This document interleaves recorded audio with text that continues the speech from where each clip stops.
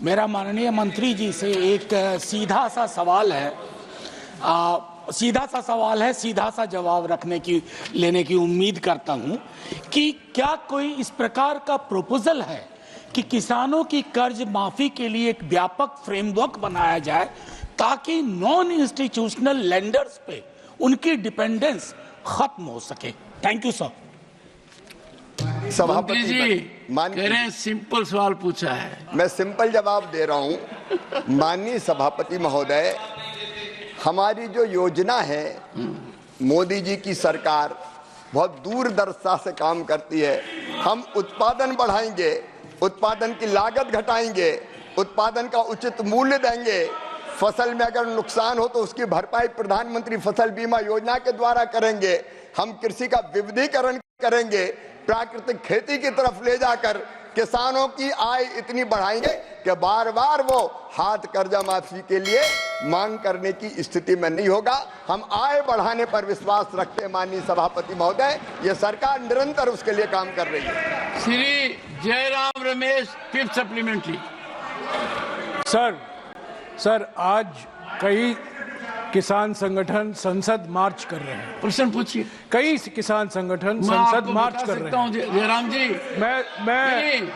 मैं मंत्री जी से पूछना चाहता हूं, लंबी बात हुई है कि 3 दिन पहले एक उच्च संवैधानिक पदाधिकारी ने हमारे किसानों की दर्द जयराम रमेश जी के सामने रखी।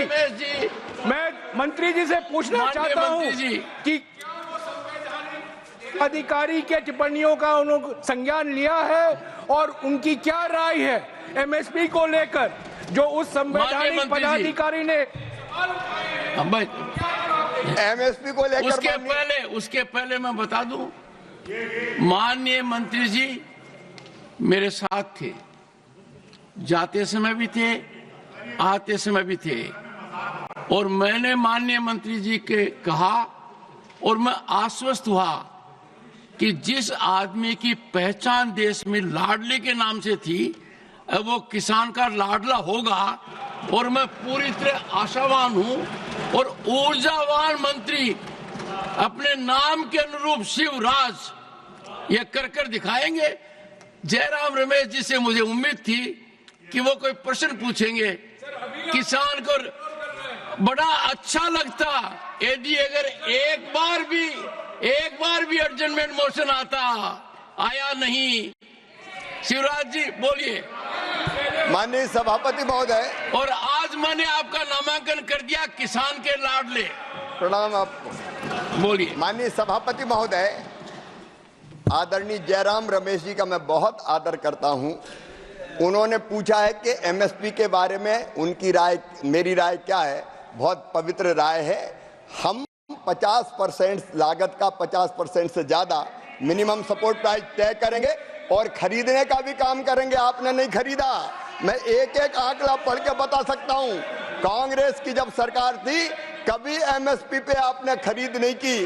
किसान खून के आंसू रोता था, लेकिन मेरे लिए किसानों की सेवा भगवान की पूजा है और यही मान के उनकी सेवा के काम में निरंतर लगे रहेंगे।